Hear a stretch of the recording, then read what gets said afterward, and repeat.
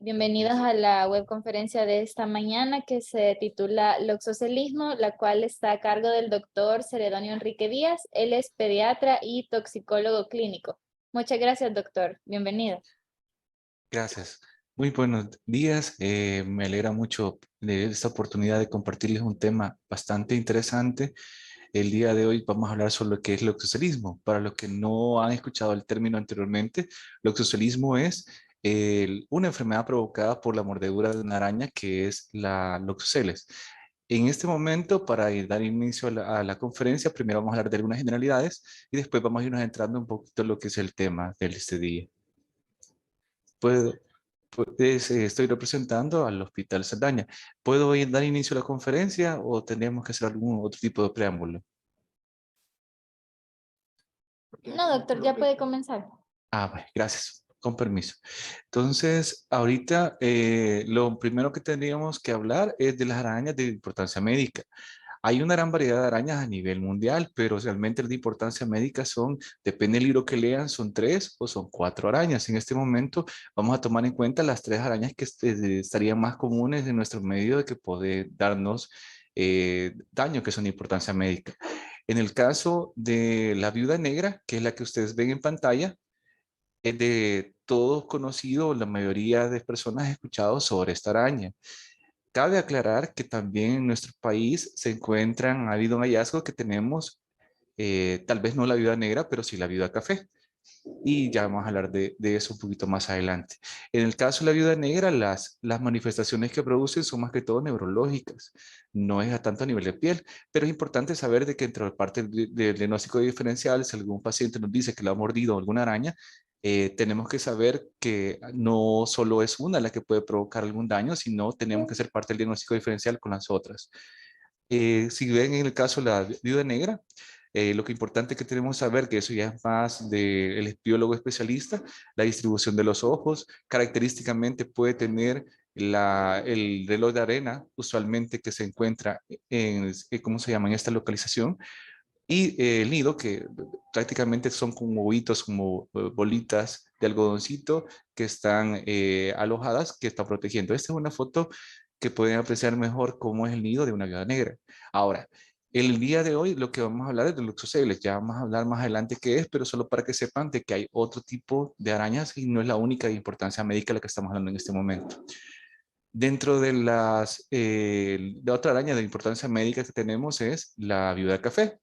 Como pueden ver acá, tiene características similares morfológicamente a la araña anterior, solamente que usualmente es parda o café. Algunas veces pueden tener manchitas negras, al igual que la viuda negra pueden tener manchas, ¿cómo se llama? A niveles foslotórax, pero en este caso es una lactodectus geométricos. Lo importante de lactodectus geométricos es que al menos en el tiempo en estos 2 años, hemos tenido alrededor más o menos de 2 o 3 casos reportados de mordedura de lactodectus en el país, pero de tipo geométricos. Entonces es importante porque no estamos hablando de una patología que no existe en el país, simplemente es algo que para nosotros es nuevo en el sentido de que no pensamos con un diagnóstico diferencial y que en este momento ya estamos agudizando los sentidos para poder encontrarlo. También otro tipo de araña que es de importancia médica, cabe aclarar que cuando hablamos de Electrodectus, tanto geométrico como café, estamos hablando de la misma especie, solo que diferente variedad. Entonces dijimos que son 3 las de importancia médica para nuestro medio. Primero sería lo que habíamos hablado anteriormente, que es la Electrodectus. En este momento solo vamos a mencionar la fonuria, que en el caso del país no tenemos presencia. Parte de la identificación es la parte de la estructura de la araña como está y la distribución de los ojos, que tiene 4 pares de ojos que pueden ver en esta distribución en este momento. Esto más que todo está asociado a áreas donde hay plantaciones de banano, que cuando los van a recolectar les caen encima de los pacientes, los muerden y como una forma de defensa y provocan problemas. En nuestro medio realmente no tenemos casos reportados de este tipo de araña, pero en la parte centroamericana, en las áreas bananeras, sí puede existir. Y este es el tema, el tipo de araña que vamos a centrarnos un poquito más en su detalle. Si bien es cierto, no somos biólogos y la morfología a veces la dejamos que no es tan útil, pero realmente nos puede ayudar para saber primero si fue café, Recordemos que también la viuda café podría ser una mordedura. Si nos da problemas neurológicos, pensaríamos más en electrolectos, y ya vamos a hablar detalladamente cuáles son los síntomas que presentan la mordida de esta araña. Cabe mencionar de que entre las mordidas de arañas, la de Loxosceles es de las más raras que se puedan dar. Ahora, en el caso de la Loxosceles, como la información que se tiene más que todo es fuera del país, que estaba reportada, le llaman araña marrón o araña de los rincones. El tamaño lo vamos a ver más detenidamente. Podemos ver que a veces puede ser completamente café, pero hay variantes de tonos, pero tienen la misma estructura, la morfología, y lo más característico es la presencia del violín en esta parte que pueden ver. Aquí está la distribución de los ojos y la forma de violín característica que tiene esta araña. Algunas veces incluso no puede estar bien pronunciado esto, pero cumple las demás características y nos da a pensar que es Loxosceles. Ahora, si ustedes pueden ver aquí, el violoncito se ve más chiquito, por eso es que le llaman araña violinista, ¿verdad? Ahora, vamos a continuar. Con respecto a la información de la presencia de la araña, es importante saber que por lo menos desde 1872 fue descrito los primeros casos documentados en Estados Unidos de un paciente con fiebre, hematuria, ictericia secundaria, picaría picadura de un arácnido. También han sido casos reportados de mordeduras de arañas desde 1973, perdón, 37, a nivel de Chile, ¿verdad? Por este médico. Y así, para que sepan que realmente la patología que estamos hablando, aunque es, entre comillas, nueva en nuestro área, realmente es una patología que hemos convivido con él. Ya vamos a ver el periodo de distribución, los lugares de distribución del arácnido a nivel mundial, y nos vamos a dar cuenta que realmente es un problema de salud pública que también nosotros, no es de extrañar que tengamos casos también en nuestro medio. Con respecto a la introducción, dijimos, vamos a hablar un poquito de las arañas. Dice, las arañas son artrópodos que presentan una clase arácnida junto con los escorpiones y las garrapatas. Y estos serían los que tienen mayor importancia médica. Ahora vamos a hablar que el oxislismo es un cuadro tóxico producido por el veneno de la inyección de las arañas del género Loxosceles en el momento de la mordedura. Cabe destacar que lo que nosotros vamos a ver no son manifestaciones alérgicas, sino que todo lo que vamos a observar en el caso del oxislismo es el producto de la misma intoxicación por el veneno de la araña, en este caso. De hablar un poquito más de la clasificación, pertenece a esta familia Psicotridae, la Loxosceles, y presenta la familia Loxoscinidae que está acá. Solo para representar otra vez, dijimos que el caso del violoncito es la forma más característica que tienen en este lugar. Cuando hablamos de quelíceros, vienen siendo como las mandíbulas del animal en este caso, y con esto que produce la mordedura. Y la distancia de los quelíceros es bien pequeña, usualmente no vamos a ver la mordedura de la araña, sino que probablemente solo nos topemos con las manifestaciones clínicas y a lo sumo la vez la picadura de un insecto. Idealmente tendríamos que tener la presencia del arácnido, pero también algunas otras veces se puede hacer una exploración a nivel de la vivienda en el cual podemos encontrar nidos de este, y eso nos puede orientar más al diagnóstico. Si no, muchas veces nos quedaría solamente como opción de una sospecha en base a las manifestaciones clínicas con la antesala de haber tenido la mordedura, en este caso, de un insecto. Hablando siempre un poquito más de la anatomía, estamos hablando que hay diferentes tonos de variedad, si es la más característica de este tono cafecito que vemos acá, pero pueden haber tonos más oscuros, y por eso la importancia de la distribución de los pares de ojos. Idealmente, para poder, si yo tuve contacto con el espécimen, idealmente tendría que mantenerlo vivo y guardarlo. Si no, nos bastaría nada más con la información que se tiene, o si el caso, en su defecto, mataron el animalito por miedo, por lo menos nos serviría que lo tuviera el paciente idealmente. Que yo sé que ahorita no hay una cultura de esto, pero estamos hablando de lo que es ideal.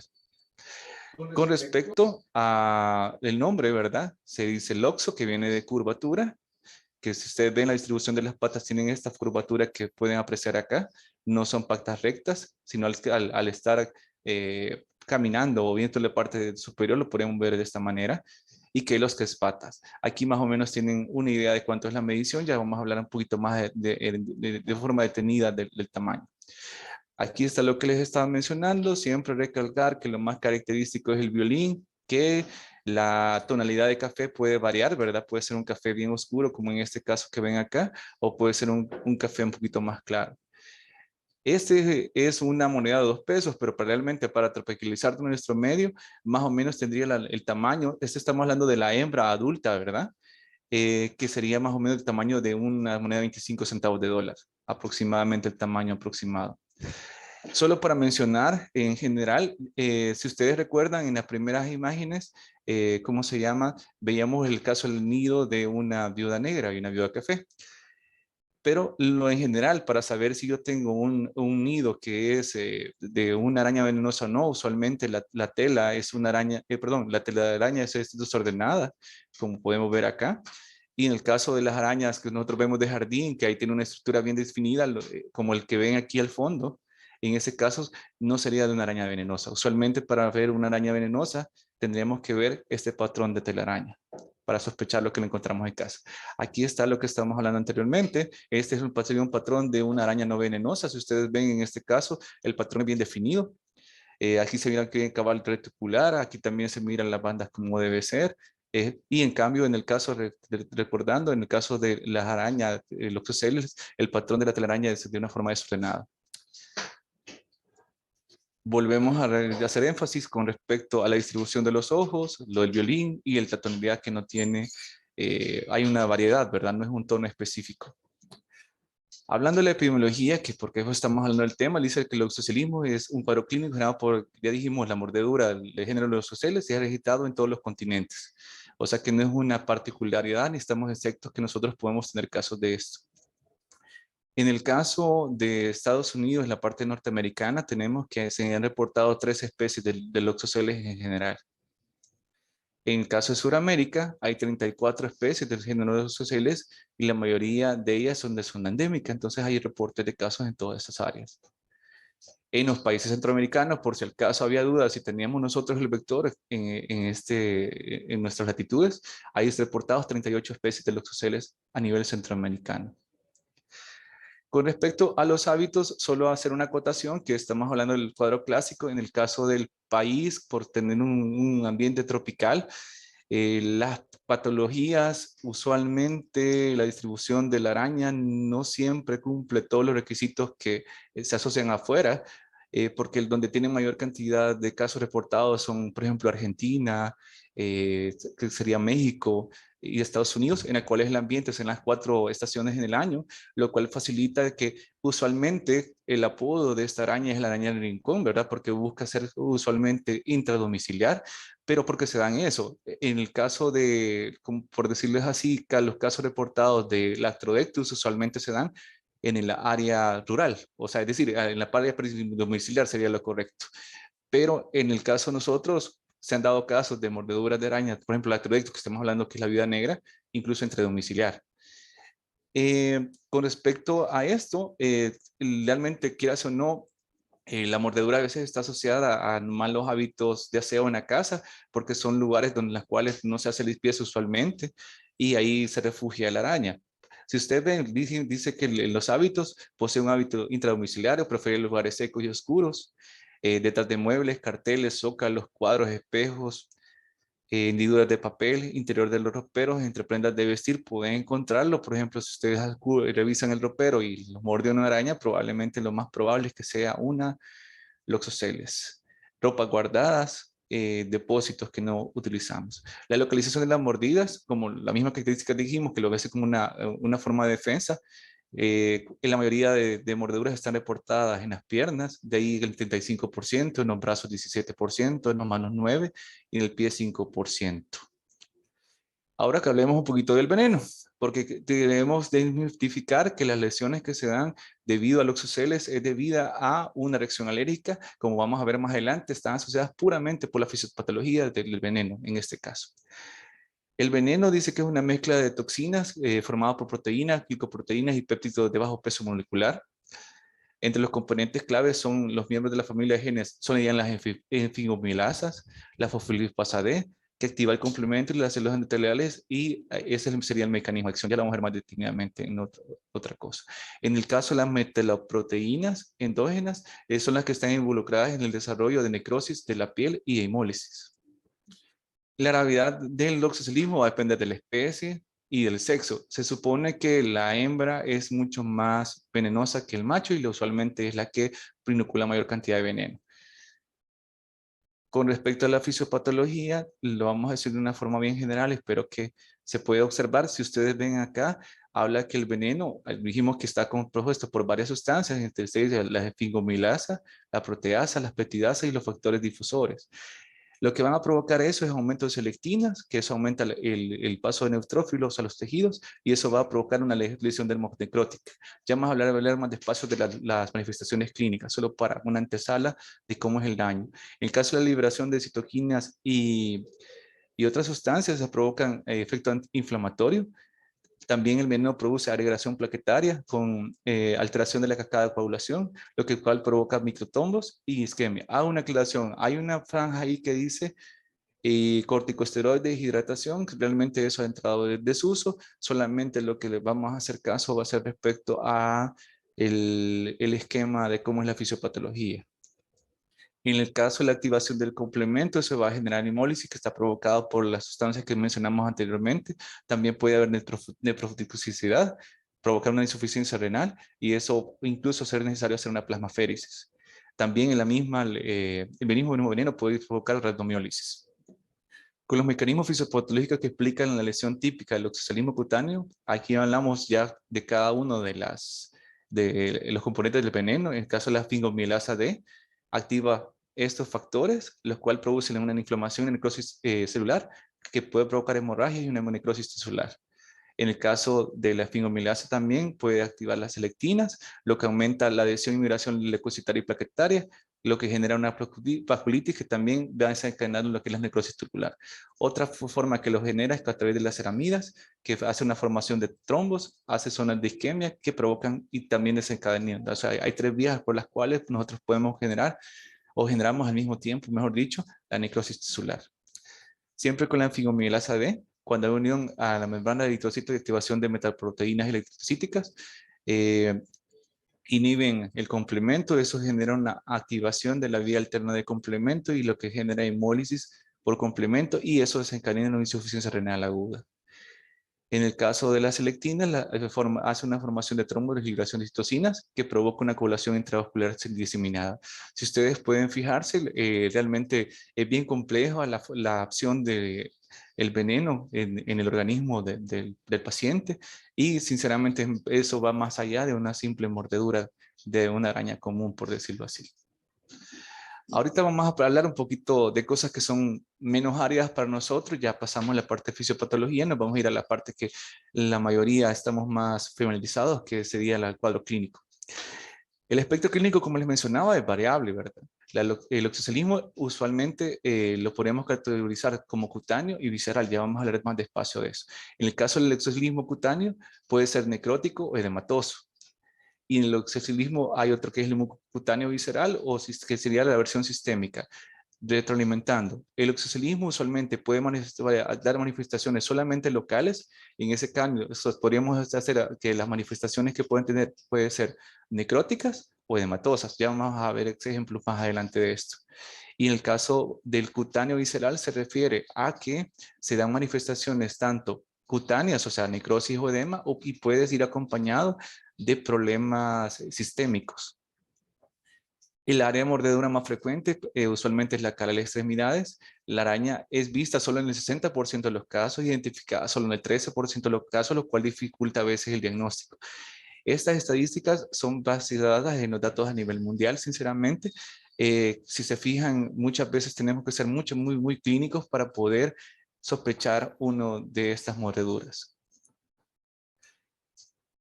Dentro del exorcismo dijimos que estábamos a dividir, si ustedes se recuerdan, el cutáneo se divide en necrótico y hematoso. El caso del necrótico es el más frecuente, el 80% de los casos corresponde a un cuadro clínico circunscrito que puede ir desde una zona eritematosa pequeña hasta una extensa área de necrosis dérmica con úlceras posteriores. El dolor es inmediato y progresivo, algunas veces no está bien descrito, existe una marcada hiperestesia perilesional, hay edema, eritema en la zona, con algo de vasoconstricción grisáceo. Usualmente a esta descripción que mencionamos ahorita se le llama el signo de la bandera francesa, que si bien es cierto no es exclusivo del oxocelismo, pero nos puede orientar mucho a que estamos ante una mordedura Loxoceles. Siguiendo con el loxocelismo cutáneo necrótico, usualmente esa es la experiencia que se tiene afuera. Dice que está, con el transcurso de los días se produce una costra necrótica que puede desprenderse de los 7 a 15 días usualmente. En el mejor de los casos, pero existe la posibilidad que la necrosis vaya progresando. Incluso, pues ya vamos a ver las imágenes más adelante, pero cuando hay una necrosis de los tejidos, se recomienda que si se hace una esclerotomía, tiene que ser alrededor de la cuarta semana en adelante, debido a que si ustedes hacen una esclerotomía previa, lo que va a suceder es que la necrosis va a progresar porque el tóxico de la araña, en este caso el veneno de la araña, estaría activo todavía, lo cual provocaría todavía lesiones en la piel a pesar de que hemos removido. En el sitio de la picadura dice usualmente se puede formar una pápula que puede evolucionar una placa eritematosa, que es lo que habíamos mencionado anteriormente, y adoptar las características de una placa livedoide o marmoria, que es la que le mencionaba que se llama usualmente el signo de las banderas francesas. Usualmente es bien delimitada este signo y solo dura de 24 a 48 horas el signo de la bandera francesa. Con frecuencia las lesiones están acompañadas de vesículas, ampollas de contenido seroso o serohemático. Hay placas que se transforman en escara alrededor de la segunda o tercera semana, la cual deja una úlcera al desprender. Esta es una imagen tomada de un libro. Aquí ustedes pueden ver la placa livedoide que se le mencionaba. Hay un área de usualmente, primero sería la roncha, hay una área de hipovascularidad debido al veneno, lo cual produce una necrosis. Y se pueden observan un halito claro alrededor de la área equimótica y una área como eritema alrededor de la parte que se ve blanca, por decirlo así. Y ese sería el signo de la bandera francesa. Tenemos dos ejemplos en este caso, tomados de un libro. Con respecto al loxoscelismo edematoso, es bien importante que el loxoscelismo edematoso, usualmente la necrosis no es observable. Según lo que se ha revisado en la literatura, el loxoscelismo edematoso está asociado más que todo a mordeduras a nivel del rostro, pero todas las regiones proximales del loxoscelismo edematoso, es decir, las extremidades próximas al tronco o en el tronco, están asociadas a más que pueden dar loxoscelismo edematoso. Incluso está descrito que el loxoscelismo edematoso, la severidad viene siendo menor, por lo cual es un beneficio para el paciente siempre y cuando el manejo sea adecuado y tempranamente.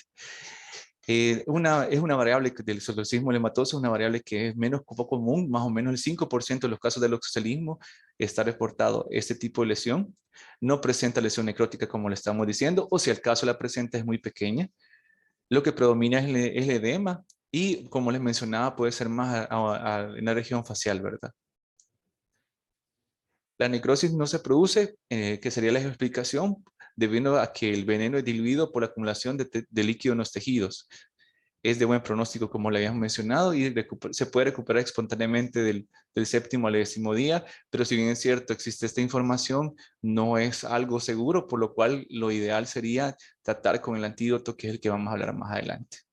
Y también raramente produce compromiso sistémico. Como todo en medicina, aunque sabemos que las lesiones a nivel cutáneo usualmente no producen daño sistémico, pueden haber excepciones.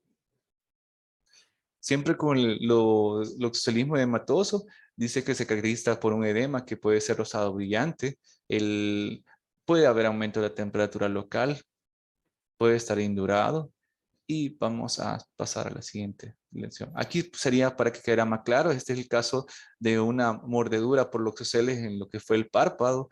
Podemos ver que no hay área de necrosis. El signo cardinal sería el edema. Aquí tenemos otro ejemplo, loxoscelismo edematoso, lo cardinal es el edema.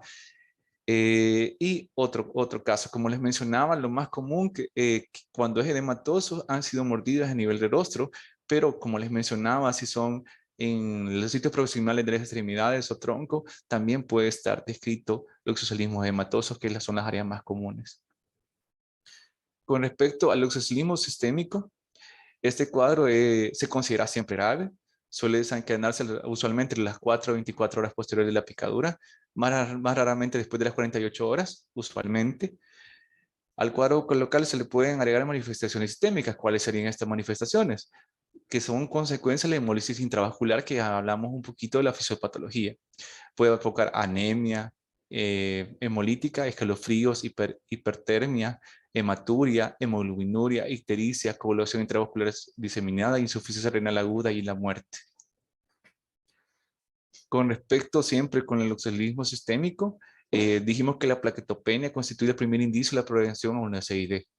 Y la insuficiencia renal aguda puede deberse a la disminución de la perfusión renal debido a la precipitación de hemoglobina en los túbulos renales o a la coagulación intravascular designada o en conjunto de los ambos eventos. Para que veamos que realmente esta patología es bien compleja y que realmente es de suma importancia que conozcamos que exista. Y que tenemos también vectores en nuestra área, la cual hace de importancia que tienen que entrar en nuestros diagnósticos diferenciales, y no es bien es cierto, no como primero, sino como un diagnóstico de exclusión. Este es otro ejemplo de mordedura en loxoceles.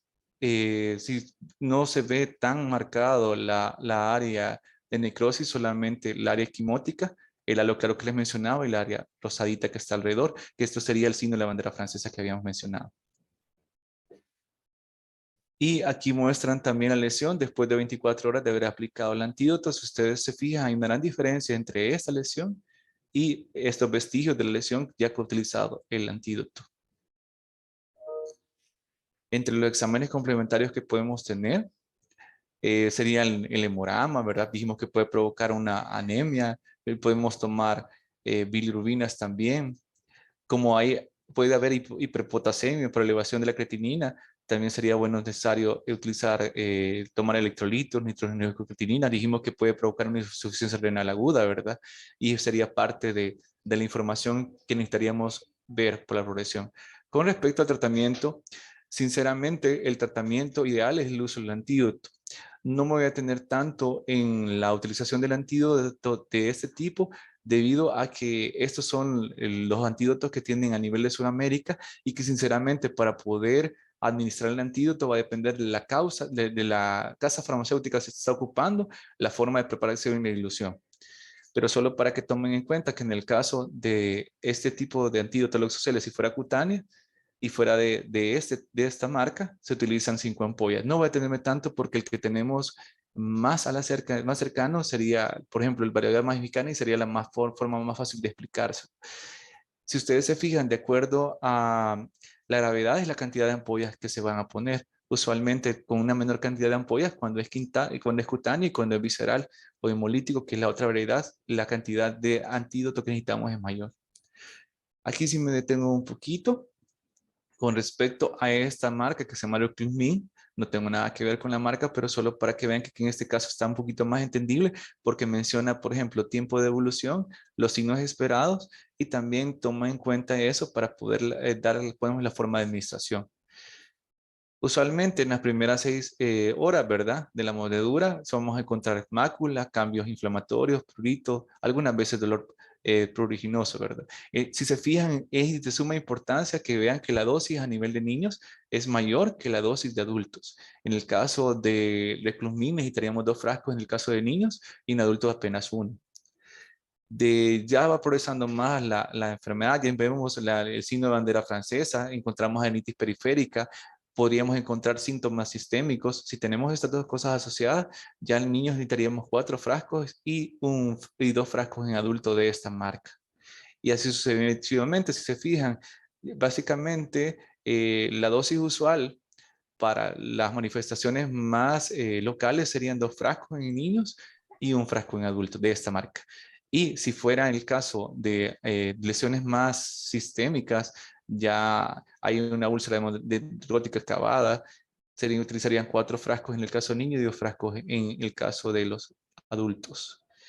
Y sería de mencionar nada más también, de tomar en cuenta, como hemos dicho, que a pesar de que no encontráramos lesiones tan marcadas, o por ejemplo hemorragias o úlceras, también tenemos que tomar en cuenta para qué vamos a ocupar, cuántos frascos vamos a ocupar, la presencia de náuseas, vómitos, porque ese estaríamos hablando de que ya me está dando manifestaciones más sistémicas. Si hay fiebres, artralgias, evacuaciones líquidas, anemia hemolítica, como habíamos dicho, abdomiólisis.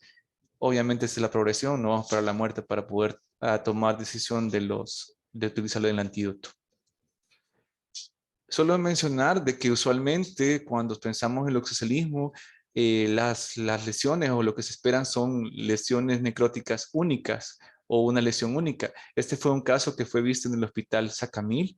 Fue un paciente que le cayó una araña y tuvo 2 mordeduras, las cuales por eso ven en este caso 2 lesiones. O sea que aunque usualmente la lesión es única, lesiones dobles no descartan que puede ser el oxocelismo lo que estoy presente y tendría que ir dentro de mi diagnóstico diferencial. Mencionarles un poquito de este niño. Este fue un niño que nosotros vimos en el hospital Saldaña el año pasado.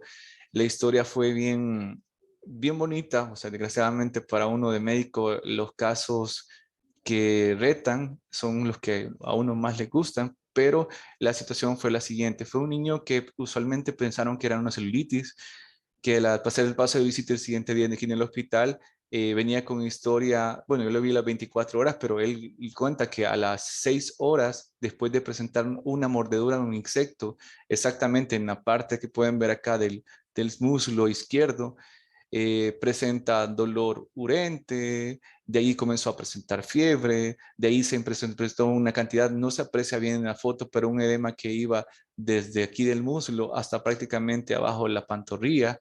Los hallazgos fueron muy súbitos, sinceramente, lo cual hacía pensar, lo habían dejado como un diagnóstico inicial de una celulitis.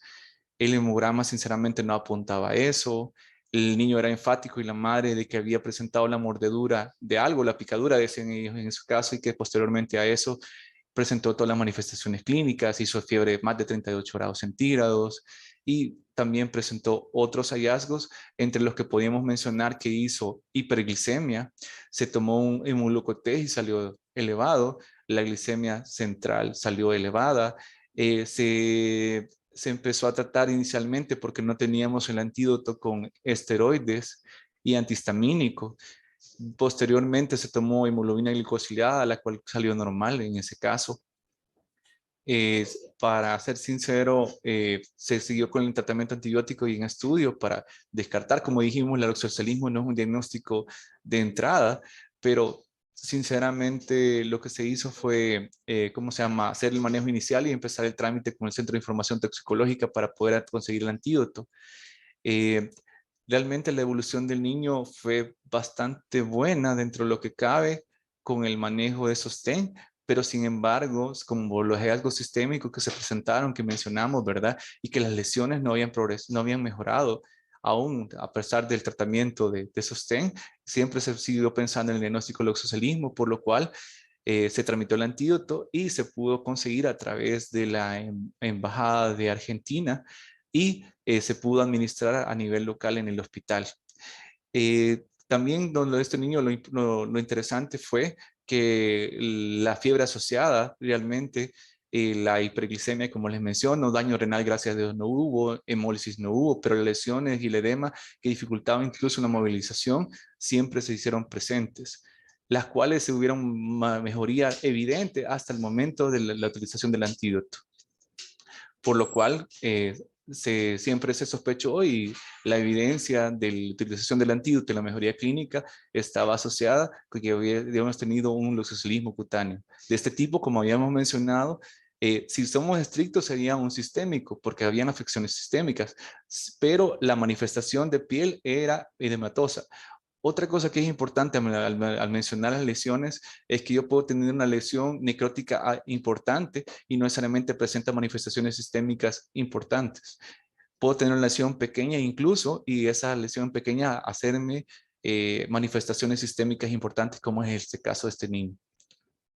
Aquí está otras imágenes de la lesión, la progresión de la lesión.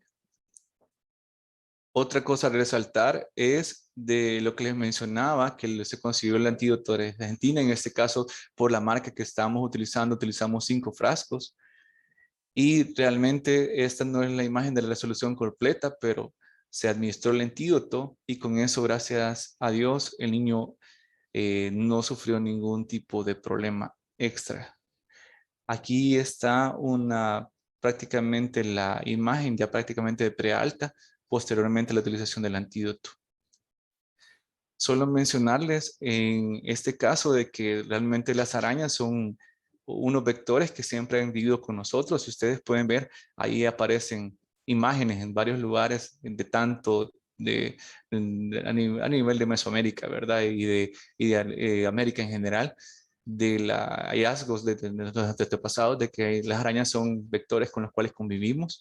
Y sinceramente sería estar tomando en cuenta, si al caso nosotros vemos una necrosis de alguna lesión que no resuelve, incluso con esclerotomía, tomar dentro del diagnóstico diferencial que no vaya a ser un loxocelismo.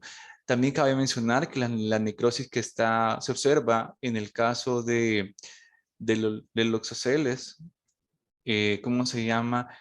Son necrosis asépticas, no están infectadas y que no necesitan utilización de antibiótico en estos casos. Bueno, esa es la información que les tenía. Espero que por favor les haya gustado la ponencia. Muchas gracias. Tenemos una pregunta en el chat. Alexander Matus dice, ¿hay casos de muerte registradas por picaduras de arañas en El Salvador? Bueno, la cuestión es que hay un gran subregistro. Realmente, como mencionamos, no hay, ¿cómo se llama?, datos reales de la mordedura, porque ha sido una patología que realmente no la contemplamos.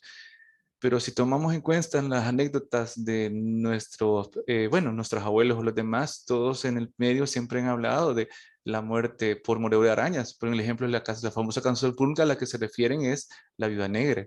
Entonces, por lo menos de forma anecdótica, casos oficiales no han habido, pero sí hay historias anecdóticas de nuestro medio de todos conocidos que de la asociación de muertes a mordeduras por arañas. Lo único que ha sucedido es que probablemente no ha sido un caso que hemos dado. Para ser franco, ahora recuerdo que sí hay un caso reportado que fue en el Hospital Bloom, creo que fue en el año, bueno, fue más o menos en el año 2000 y algo, de que fue sonado que había un paciente que fue visto en el Puerto de la Libertad, lo mordió una araña y esa araña, nadie creía que fuera una araña, lo mandaron al Bloom, terminó en la unidad de cuidados intensivos y falleció ese niño. Incluso hay un reporte en el periódico de ese caso. Ese sí, sí sería así. La respuesta en este caso sería, al menos ese niño, tengo conocimiento que sí hay un caso reportado, ¿verdad? Y los demás son de todos conocidos, casos anecdóticos de que han habido muertes asociadas y incluso de ahí sale la historia de la Casa del Pulga, ¿verdad? Tenemos otra pregunta. Dice, ¿cuál sería el manejo de las lesiones en piel? De las lesiones en piel, el manejo, si estamos hablando de una lesión edematosa, simplemente sería el tratamiento básico de toda la mordedura, sería la utilización del antídoto, que de acuerdo a la marca dijimos, vamos a utilizar una menor cantidad o mayor cantidad, de acuerdo si es adulto o no, en base a las escalas que estábamos mencionando anteriormente. Ahora, el manejo propio de la lesión, no agregaríamos antibiótico, no sería necesario agregar esteroide sistémico, simplemente el tratamiento sería en base a la utilización del antídoto. Con el antídoto la lesión va a resolver. En el caso que exista un área de necrosis, en este caso puede hacerse esclerotomía, pero la esclerotomía se van a hacer alrededor de la cuarta semana, como habíamos mencionado. O sea que antibiótico en este caso, como es una lesión aséptica, usualmente no deberíamos de ocupar. Se podría utilizar antibióticos si se sospecha que hay una infección sobreagregada posterior a la mordedura. En ese caso sí sería necesario utilizar antibióticos intravenosos, ¿verdad? En este caso, de forma inicial y posteriormente valorarse el uso o no de esclerotomía. Muchas gracias, doctor. Tenemos otra pregunta. Dice, ¿cuáles serían las acciones que debemos de realizar en caso de presenciar una picadura por araña? Vale, la primera acción, ahorita está este centro de información toxicológica, sería apoyarse con el centro para poder saber que existe este caso. A nivel del ministerio, se reporta el caso al Centro de Información Toxicológica y ellos tramitan lo que es el antídoto, ¿verdad? Las primeras acciones que debemos hacer como de forma local, podríamos manejar los síntomas básicamente. Usualmente las lesiones sistémicas no se observan en los primeros áreas, sino sería referir al segundo nivel para una mejor evaluación, reportar al Centro de Información Toxicológica para poder verificar si a compañeros que tienen más experiencia para identificar si el caso es una probable mordedura del oxocelismo, ¿verdad?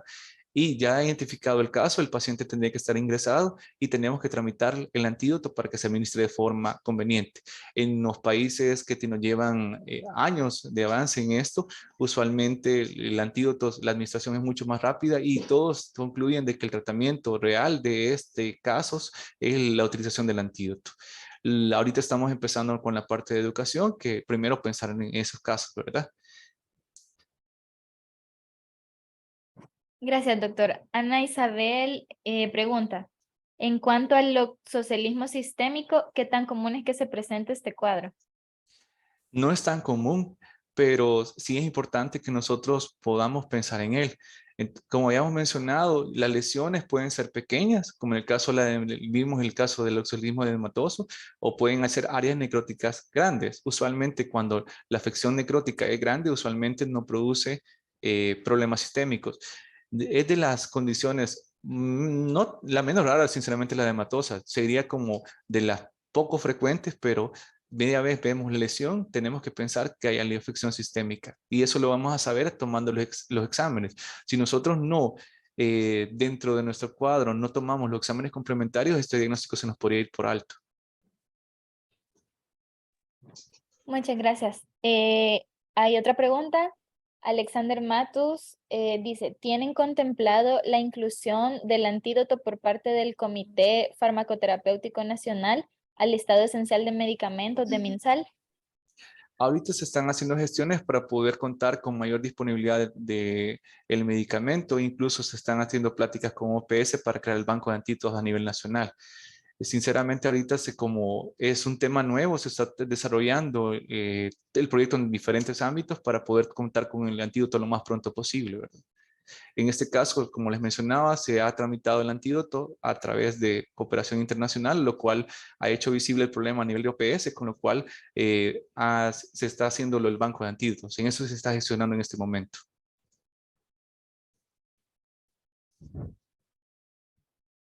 Muchas gracias, doctor. Acá nos comparten el número de teléfono del Centro de Información y Asesoramiento Toxicológico. Está acá en los comentarios para reportar por mordedura de araña. Dice el 6027-1459 y que está disponible las 24 horas. Sí, así es. Si no hay más preguntas, creo que eso sería todo. Bueno. Hay saludos, excelente ponencia. Excelente presentación. También acá nos piden que se envíe la ponencia. La grabación de esta presentación va a quedar en el canal de YouTube de la Unidad de Formación y Desarrollo. Por si después quieren volver a revisarla, está disponible en el canal de la Unidad de Formación y Desarrollo del Talento Humano de MinSal. Muchas gracias Bueno, entonces, doctor. muchas gracias. Feliz día. Igualmente, feliz día, gracias.